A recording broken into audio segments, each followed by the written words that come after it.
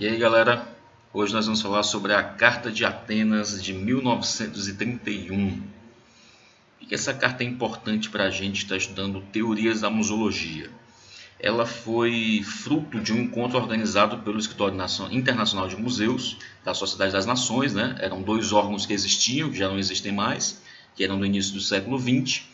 A Sociedade das Nações ela foi criada no início do século XX e permaneceu ativa até o fim da Segunda Guerra Mundial, quando foi então criada a Organização das Nações Unidas.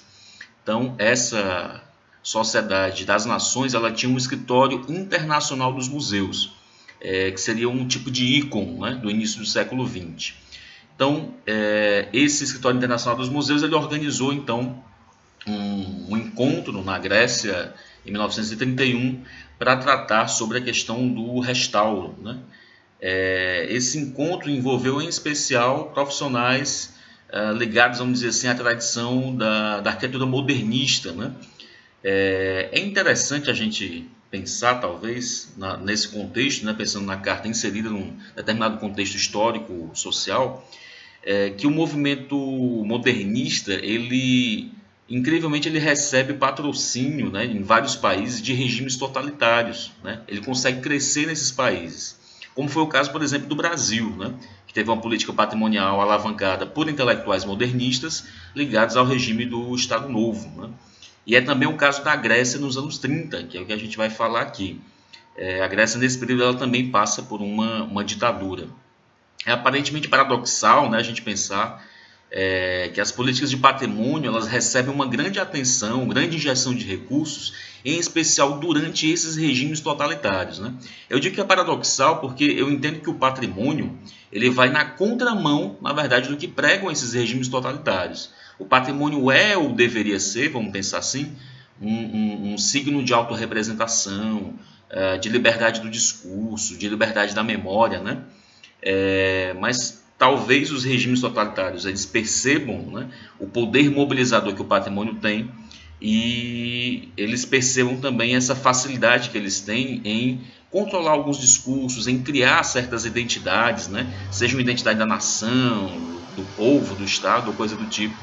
Então, acho que os regimes percebem esse poder mobilizador que o patrimônio cultural tem e se apropriam disso, né, e utilizam essa linguagem poderosa, geralmente a serviço do regime. Então, a gente vai ver vários intelectuais modernistas em alguns países apoiando, né, fazendo parte desses regimes e envolvidos também com a questão da proteção do patrimônio cultural. Muito bem, a Carta de Atenas ela marca o começo das formulações em nível internacional de uma tentativa de criação de diretrizes voltadas para a proteção e conservação do patrimônio cultural. O encontro foi chefiado por um homem chamado Jules Destrées, que era presidente do Escritório Internacional de Museus. As diversas sessões que o encontro teve foram dirigidas por delegados da França, Itália, Grécia, Espanha, Noruega, Inglaterra, com representação de mais de 100 especialistas, né? Mais de 20 países participaram desse encontro. A Carta de 31 ela foi criada por profissionais da restauração com o intuito de estabelecer aí um certo procedimento internacional, uma orientação, né, geral para saber como proceder em situações de restauro de monumentos, né? Apesar da gente estar estudando museologia, essa carta falando sobre restauro é importante para nós, porque é uma dos primeiros documentos que vai assinalar uma preocupação em nível internacional com a questão do patrimônio, né? Apesar dela ter um foco específico na questão do restauro. É um dos primeiros documentos que trata sobre a necessidade da cooperação entre os países para proteger esses monumentos, né, que são entendidos como bens comuns de toda a civilização, né, que são os termos que o documento utiliza, né. O principal objetivo da Carta de 31 é trazer para a pauta as principais preocupações encaradas naquele período. A questão dos aspectos legais, os aspectos técnicos, os aspectos construtivos, que eram desafios ainda, né, tecnológicos para quem trabalha com a questão do restauro. O documento ele afirma a necessidade do fortalecimento de organizações nacionais e internacionais voltadas à preservação e restauro do patrimônio. Eu ressaltaria também a importância dada à preocupação com a legislação de cada país, né? O respeito à autonomia, né? De cada país, mas a necessidade que eles percebem de se construir certos princípios, procedimentos legais, procedimentos técnicos que fossem comuns a todos os países, mesmo respeitando aí uma especificidade, né? A autonomia de cada país. Alguns tópicos importantes para a gente pensar essa carta de Atenas de 1931, retirados aqui da própria carta. Em alguns textos ela fala assim, ó: a conferência constatou que nos diversos estados representados predomina uma tendência geral a abandonar as reconstituições integrais, evitando assim seus riscos pela adoção de uma manutenção regular e permanente apropriada para assegurar a conservação dos edifícios. Ou seja, uma preocupação de um trabalho voltado não só para a reconstituição integral do bem, mas para um trabalho mais de conservação, de proteção, que seja ao longo do tempo, né, que seja garantida a segurança desse bem, para que ele não precise vir a ser restaurado, né? A conferência recomenda, esse aqui é um outro trecho, a conferência recomenda que se mantenha uma utilização dos monumentos, que se assegure a continuidade de sua vida. Ou seja, o entendimento de que esses bens eles têm que estar inseridos no cotidiano das populações, né? Ele tem que ter uma importância social, não é só o órgão de patrimônio fazer uma ação como o tombamento, né? O reconhecimento desse bem para a importância, seja histórica, seja artística, arquitetônica, né? Quaisquer valores que você utilize, não só o órgão declara isso, mas haver um reconhecimento da população. E para isso é preciso haver ações educativas para o reconhecimento, né? E não só, haver também uma inserção desse bem no cotidiano. Então, que esse prédio ele não fique fechado, né? Que ele tenha uma utilização em especial de caráter cultural, né? Para que ele esteja inserido nessa dinâmica do cotidiano. Pois assim, é uma ferramenta eficiente da gente pensar a preservação, né? Uma vez que as pessoas reconhecem o valor desse bem, é muito mais fácil de você manter uma proteção integral, né? E muito mais barato para os estados fazer essa preservação no dia a dia do que fazer obras caras de restauro depois que o bem estiver deteriorado, né? A conferência aprovou unanimemente a tendência geral que consagrou nessa matéria, a questão da legislação, um certo direito da coletividade em relação à propriedade privada. Esse é um ponto importantíssimo, né? É um dos primeiros documentos que registra isso, né? A importância, que era uma dos pilares do movimento modernista, da arquitetura modernista, é esse entendimento de que o direito público, né, ele deve se sobrepor ao interesse de um direito privado, né, ao interesse de uma coletividade, né, quando você tem a inserção de um bem em especial. Vamos pensar nos anos 30, né, a visão limitada às vezes de patrimônio cultural que eles têm, que é enfocada em especial em edifícios, né, em construções. Então, esse edifício, esse monumento, enfim, ele está inserido em um dado lugar, e esse lugar ele é um lugar público, né? A visualização desse bem é sempre pública. Então, esse predomínio do coletivo sobre o interesse privado, ele vai marcar as legislações de vários países, em especial no Brasil também, né? Disse, inclusive, alguns autores comentam de que o Decreto-Lei 2537, que é o primeiro decreto nacional, né, tratando sobre a questão do patrimônio, que é um decreto atual até hoje, né, ele é autoritário por conta dessa sobreposição do interesse público sobre o privado, né? É uma discussão aí, enfim, que rende bastante, mas que foi observada em outros países também. As legislações de países como França, Alemanha, né, também trazem essa sobreposição do interesse coletivo sobre o interesse privado, em especial na questão do patrimônio. Então, essa Carta de Atenas de 1931 vai ser um dos primeiros documentos que vai trazer essa perspectiva, né?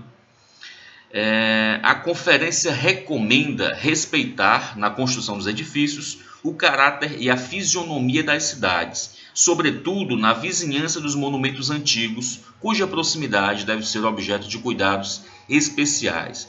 Então, não satisfeito em imprimir ações de preservação sobre o bem, né, que vai ser protegido, essas ações de preservação elas incidem também sobre a ambiência, sobre o entorno do bem, né?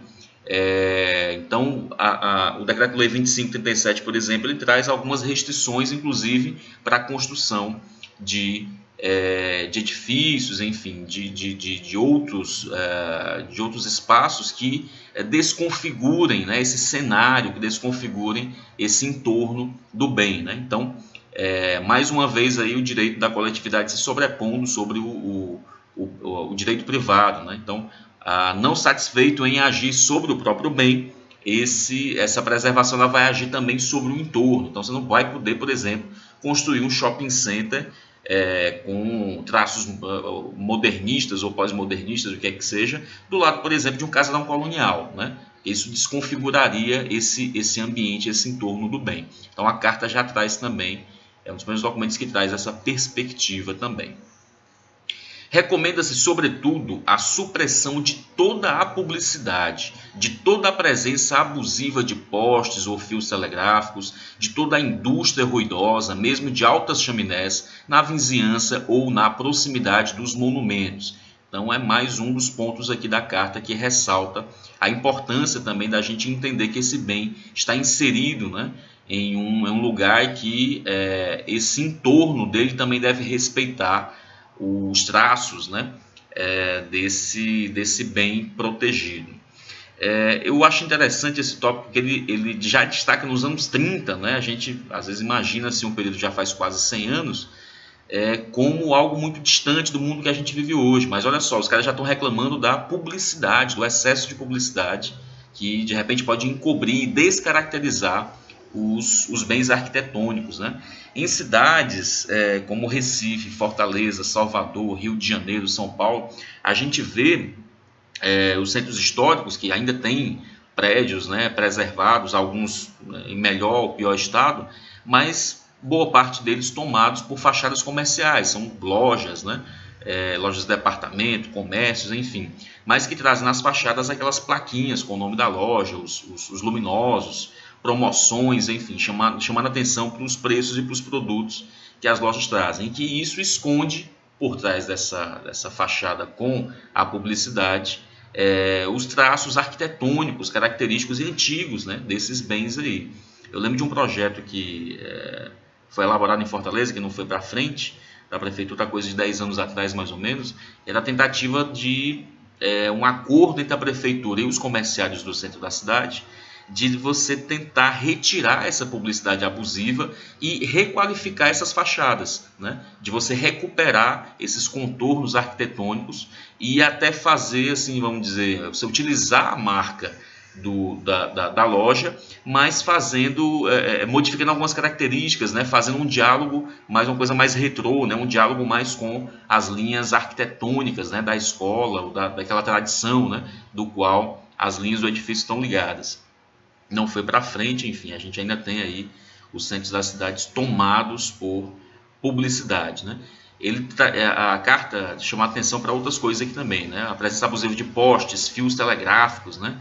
Indústria, enfim, tudo o que possa trazer problemas, né? De visualização ou da própria conservação dos monumentos. Um outro tópico da carta fala o seguinte, chama a atenção para a recolocação em seus lugares dos elementos originais encontrados, cada vez que o caso permita. Os materiais novos necessários a esse trabalho deverão ser sempre reconhecíveis, é o que eles chamam de anastilose, né? Lá na área do restauro.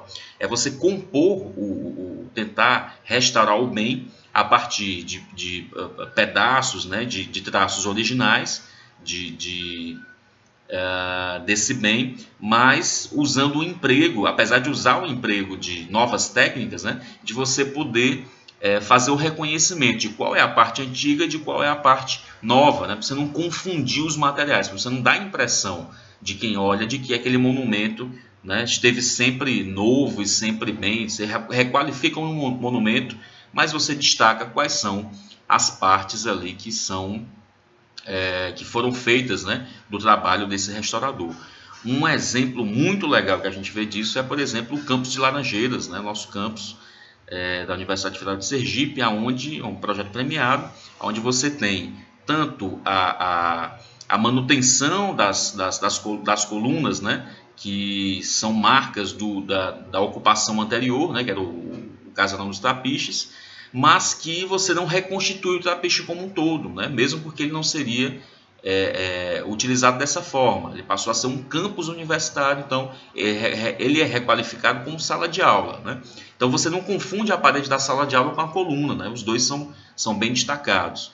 Então você mantém o antigo, você requalifica o espaço, você faz um novo uso, mas você ainda mantém aqueles traços originais, mas sem confundir a cabeça do público de achar que o prédio sempre foi daquele jeito. Você destaca, né, o que é antigo e o que é novo. Esse é um dos princípios aí da anastilose para o pessoal do restauro. Um outro tópico aqui, a carta fala sobre a melhor garantia de conservação de monumentos e obras de arte vem do respeito e do interesse dos próprios povos, né? Ou seja, ressaltando mais uma vez a importância da questão da ação educativa, né? do reconhecimento, de fazer com que os povos reconheçam, né? Ou se utilizem, ou que esse bem seja reinserido no cotidiano para que ele possa ter melhor garantia de conservação. Lá no finalzinho, a carta diz o seguinte: a conferência emite o voto de que, primeiro, cada Estado ou as instituições criadas ou reconhecidamente competentes para esse trabalho, cada Estado publique um inventário dos monumentos históricos nacionais, acompanhado de fotografia e informações. Ou seja, a importância que se tem de documentar, né, de você criar uma documentação, você fazer um inventário desses bens, né? E que cada Estado constitua arquivos onde serão reunidos todos os documentos relativos a seus monumentos históricos. Terceiro ponto, cada Estado deposite no Escritório Nacional de Museus as suas publicações. E um quarto ponto, o escritório consagra em suas publicações artigos relativos aos procedimentos e aos métodos gerais de conservação dos monumentos históricos. Ou seja, é uma tentativa de que os estados consolidem aí seus próprios órgãos, né, de conservação e proteção desses monumentos, e que eles também promovam uma documentação desses bens, e que esses bens também sejam informados e documentados no Escritório Internacional de Museus. Bom, esses são os tópicos principais aqui da Carta de Atenas de 1931. Até o próximo vídeo.